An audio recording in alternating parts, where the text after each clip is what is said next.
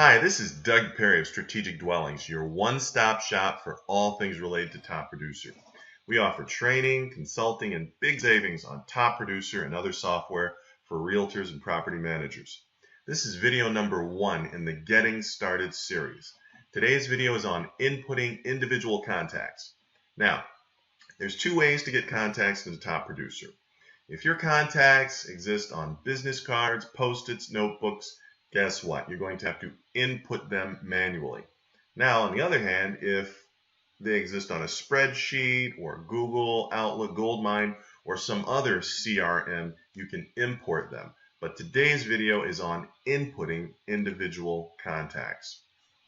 So let's go ahead and create a contact. So what you want to do is hover over the Contacts button and select Add Contacts. Now, the first thing that you encounter is the contact status. New, engaged, future, active, etc. Now, let's go back to your pre-licensing class. New is like a prospect. That's just a name and a number, or a name and an email address.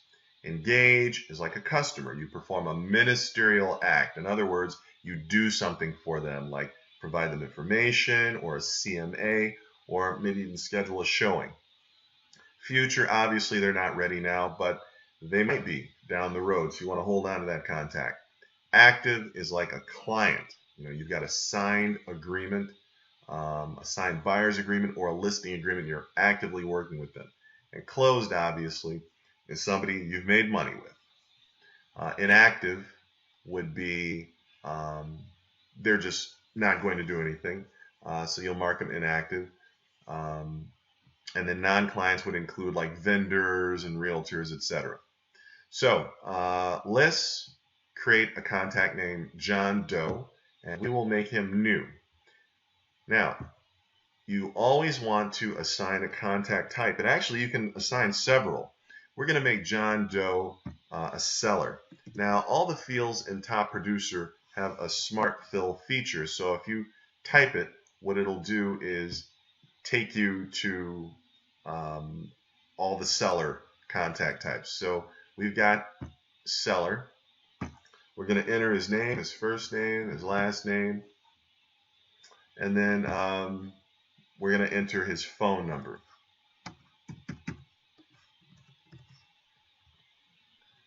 Next thing I'd like to enter is his email address.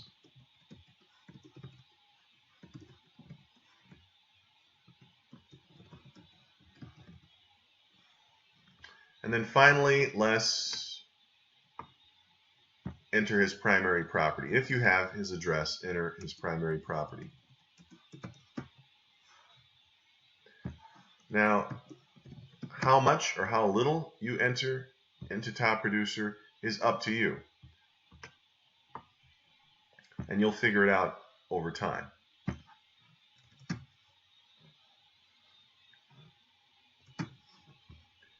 Okay, but at minimum, you want to enter his contact type, or his contact status, contact type, name, either phone, email, or both. And if you have the address, enter that. So we're going to go ahead and save and add more details. And that takes us to John Doe's contact record. Now, there's no point in entering a contact unless you plan on doing something, for or with the contact.